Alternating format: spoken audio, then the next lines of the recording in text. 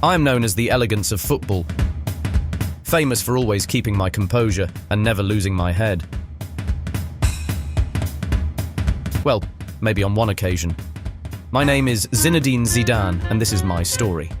Of Algerian descent, I was born in Marseille on June 23, 1972.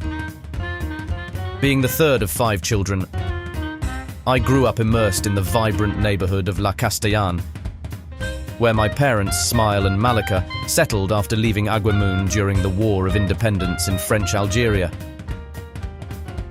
Since my childhood, sport has been my passion. In addition to football, I had inclinations for badminton and judo, even becoming a green belt.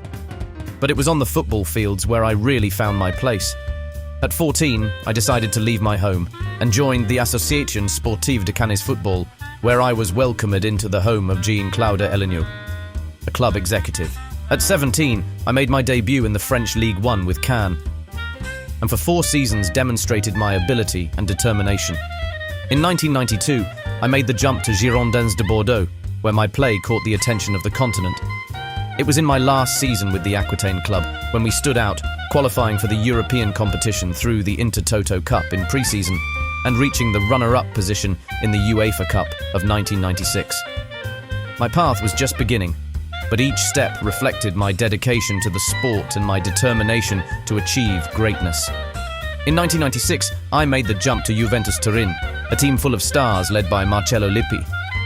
Players such as Del Piero, Vieri, Inzaghi, Deschamps, Davids and Bokšić were part of a formidable team that allowed me to develop my talent by leaps and bounds. In my first season, we achieved the European Super Cup, the Intercontinental Cup, and the Scudetto, in addition to being runners-up in the Champions League. In the following season, we defended the Scudetto, won the Italian Super Cup and reached the Champions League final again, where unfortunately we fell to Real Madrid in Amsterdam. My third year with Juventus was not as successful, without titles and with an elimination in the semi-finals of the Champions League. In the following seasons, under the direction of Carlo Ancelotti, we failed to achieve significant titles, with the exception of the Intertoto of 1999. We finished as runners-up in the leagues of 2000 and 2001, situations that led me to consider new opportunities. Since Florentino Perez's arrival to the presidency of Real Madrid in 2000, the club showed a persistent interest in my signing. Although I initially preferred to remain with Juventus, the negotiations continued, and finally, on July 4, 2001, an agreement was reached between the clubs for my transfer to Real Madrid. Signing for Real Madrid. What a peculiar and exciting moment. I remember that dinner in Monte Carlo as if it were yesterday. There we were, Florentino Perez and I, sharing the same table, when suddenly the question that would change the course of my career arose. Perez handed me a napkin with a simple but impactful question in French. "Do you want to play for Real Madrid?" Without thinking too much, I answered with a succinct "Oui," and returned the napkin. From that moment, everything became frantic. The negotiations sped up and, in the end, the transfer was sealed for a record figure at that time, €77.5 million. What an honor and responsibility to carry the title of the most expensive signing in football history at that moment. But I knew I was coming to a legendary club with a rich history and an even more promising future. July 10, 2001, was a day that will forever be etched in my memory. It was the day I was presented with the number 5 shirt of Real Madrid, an honor that had previously been carried by the great captain Manolo Sanchis, a number with so much history and meaning in the club, and now it was I who had the privilege of wearing it. With my arrival, I became the second of the 4 Galactico signings of Real Madrid, a term that the press coined to describe the team filled with the football stars of the moment, along with figures like Figo, Ronaldo, and Beckham. Sharing the locker room with players of the caliber of Figo, Beckham, Ronaldo, Raúl, Owen, Hierro, Roberto Carlos, and Iker Casillas was a true honor and a unique experience. During the 5 seasons I wore the white shirt, we achieved an impressive track record that included a Ligue, 2 Spanish Super Cups, a Champions League, a European Super Cup, and an Intercontinental Cup. On an individual level, I was honored with awards like the FIFA World Player, and the UEFA Club Player of the Year. My first season with Real Madrid was a rollercoaster of emotions, marked by the club's centenary and full of unforgettable moments. I played in 31 matches, scoring 7 goals and making 9 assists, contributing to the team in the best way possible. In the National Championship League, the team finished in 3rd place, behind Valencia and Deportivo. Although we did not win the league title, we continued fighting in other competitions.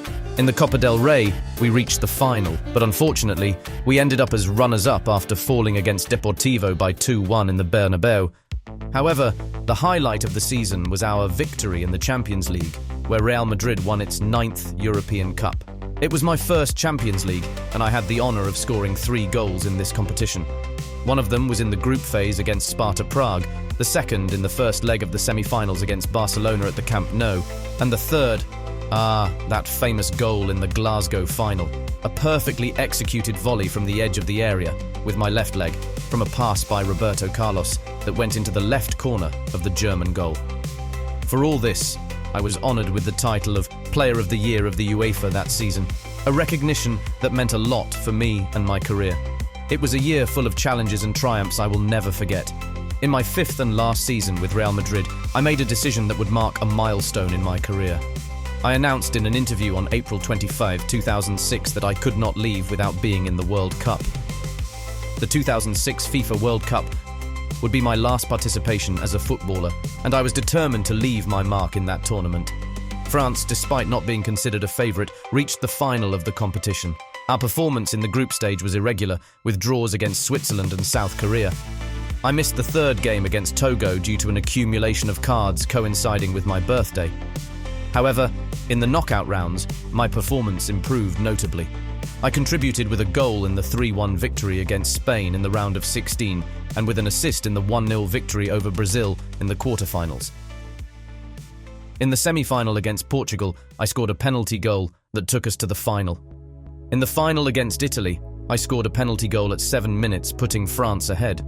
However, Italy managed to tie 12 minutes later, and the score remained that way throughout the game and the extra time. In a moment of tension, I reacted inappropriately to some provocations and headbutted Marco Materazzi, which earned me an expulsion. This incident became one of the most remembered moments in football history. Despite that, at the end of the match, I was named the championship's Golden Ball. However, due to my expulsion, I did not return to the field to collect my recognition or my runner-up medal. It was a difficult decision to accept, but I will always remember that World Cup as an intense and exciting experience in my career.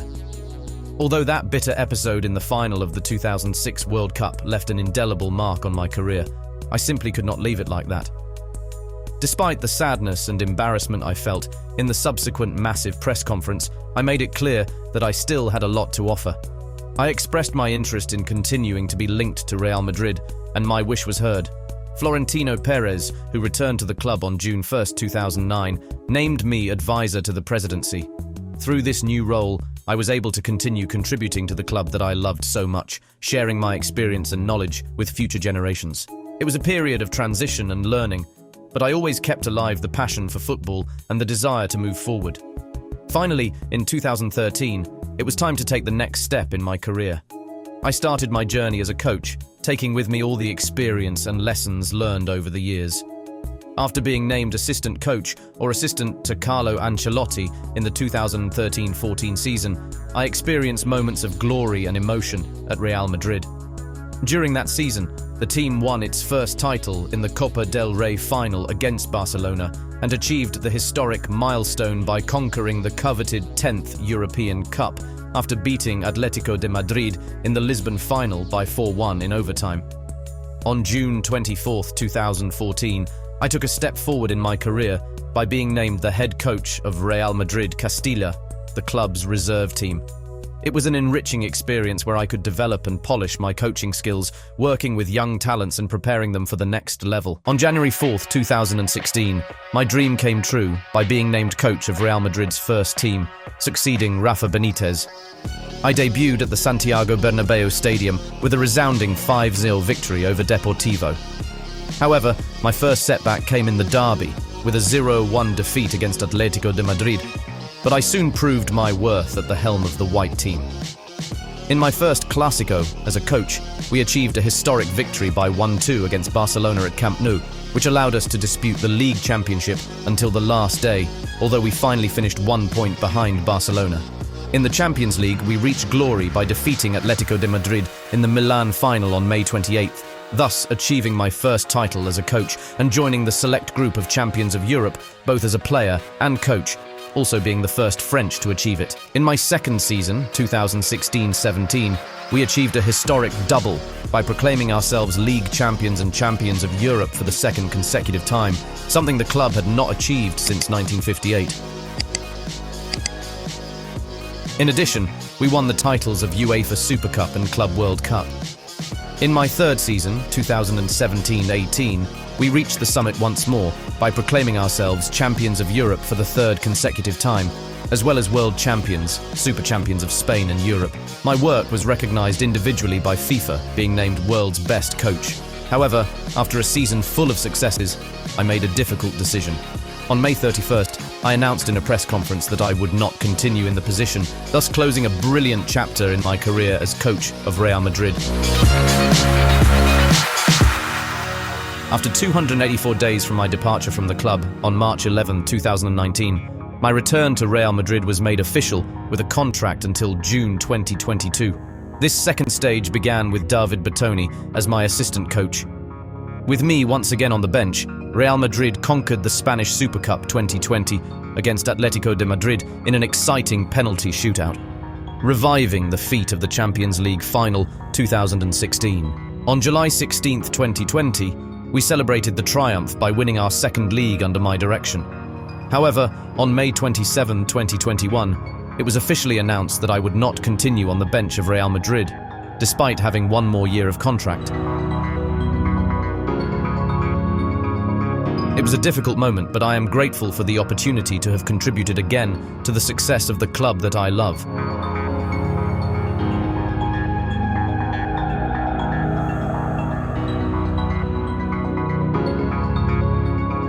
And this was my story, but I feel the same, with more to offer. After almost 3 years since I left Real Madrid for the second time, I am very eager to return to coaching. During my absence from the field, I kept active in other professional activities. In 2022, I was close to joining Paris Saint-Germain after the departure of Mauricio Pochettino. I also considered the possibility of managing the French national team. But Didier Deschamps decided to renew his contract. Although aspiring to coach my national team is a goal, I have explored opportunities with various major European clubs and even considered returning to Marseille. For now, I have rejected all these options, but my stance is temporary, as I have decided to get involved again in the technical field. My return is scheduled for the 2024-2025 season, during which I hope to lead one of the most prominent European clubs. Real Madrid, where I achieved unparalleled success as a coach with a remarkable collection of 11 trophies in 2 terms, including 3 consecutive UEFA Champions League titles.